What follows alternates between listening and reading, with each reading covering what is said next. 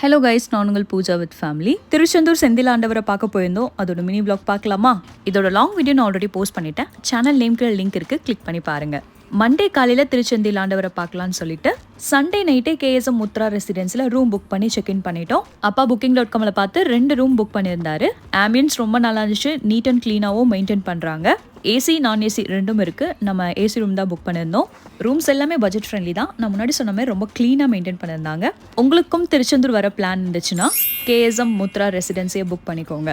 நாங்கள் மார்னிங் எந்திரிச்சு ஃப்ரெஷ்அப் ஆகிட்டு செக் அவுட் பண்ணிவிட்டு எல்லோரும் கிளம்பிட்டோம். மார்னிங் பிரேக்ஃபாஸ்ட் ஒரு சின்ன ஹோட்டலில் தான் சாப்பிட்டோம். ஆனால் அவ்வளோ டேஸ்ட்டு. 10 மணிக்கு லைனில் நின்னோம், 1 மணிக்கு தான் சாமி பார்த்தோம். அவ்வளோ நேரம் லைனில் நின்னோம். அந்த 2 நிமிஷம் அந்த சாமியை பார்த்தது அவ்வளோ மனசுக்கு நிம்மதியாக இருந்துச்சு. நம்ம கிரகப்பிரவேச இன்விடேஷனையும் முருகன் பாதத்தில் வச்சு வணங்கியாச்சு.